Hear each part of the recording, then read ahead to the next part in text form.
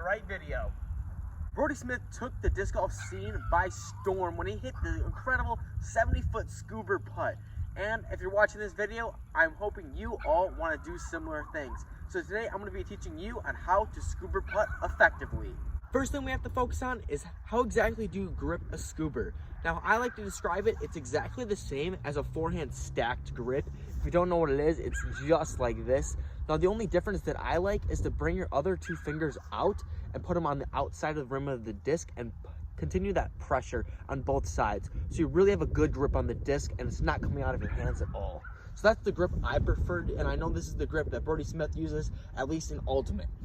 The next step is how do we actually throw a Scoober, and that's what I'm going to teach you guys right now. This is going to be a simple tutorial on how to throw effective Scoobers just like Brodie Smith. So the first thing is, obviously we have our grip down. Next is our stance. I start out just like my normal staggered stance. I don't change anything like that. The next thing is how do we bring back the disc, because obviously it's a little bit different. And the main reason people are doing it wrong is they're doing the stabbing motion. They're just trying to whip the disc at the basket, and that's not exactly how you should do it, and that's gonna really affect the results. So the way I like to teach it is we have our grip, we don't bring it back right away. I like to do a sweeping motion so we get that momentum backwards so we can pull it forward faster and farther. So I do the sweeping motion back, I bring it to my back shoulder, and then I float it up to the basket. I do that quick little snap. But the real reason I get as much more distance and how Brodie gets that distance is he's not bringing it straight back and then forward. He's doing that sweeping motion, bringing his weight backwards so he can propel himself forwards. So I'm gonna show you guys some quick examples on how I'm doing that, and I'll break it down after that step by step. All right, so first I have that strong grip. Now I'm gonna go in my staggered stance, and I'm gonna do that sweeping motion, propelling myself forward, hopefully hitting a couple Scoober putts for you.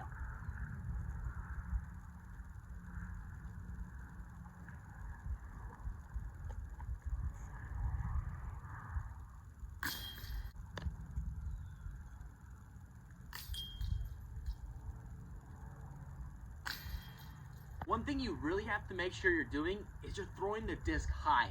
This isn't like a normal straight at spin putt. You're not trying to throw it directly at it.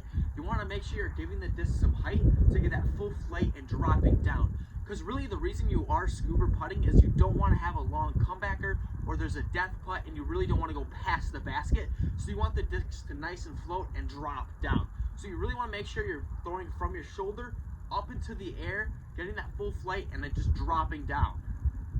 You really want to practice this before you go out and use it. You want to test your disc stability to see how it's going to react and put it on different angles to see you getting that full flight. Now, the more vertical you put it, the longer it's going to take to put out. As more the flat you put it, the shorter it's going to come and pan out. So if you're going for that long distance Scoober, you're going to want to put it more vertical and give it more height so it actually gets that full pan.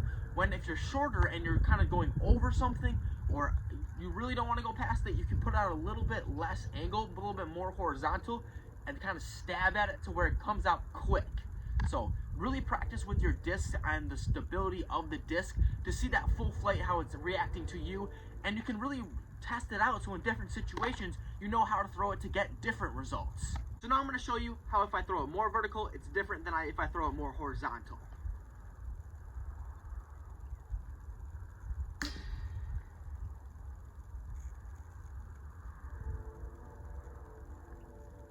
So you saw that vertical, it was starting to pan out and kind of gently drop when I was stabbing at it. It still was going past the basket, but it panned out quickly and was just gliding upside down.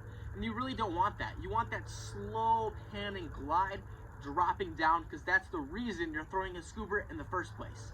So here it is at a little different angle. I just want to make sure you guys get it right and you can follow this step by step to hopefully you get effective Scoobers.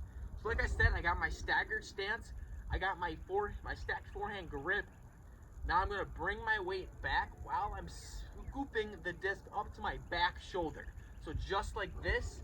So I come up here, my weight's balanced back, and I can propel myself forward.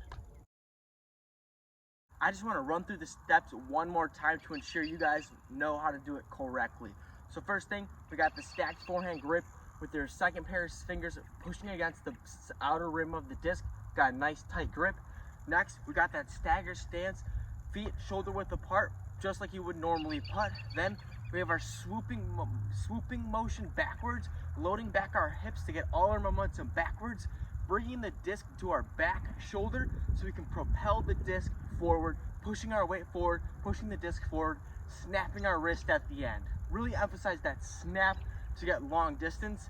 Then we got our angle control. We're gonna fix our angle so we get the full flight, and that's how we scuba putt, guys.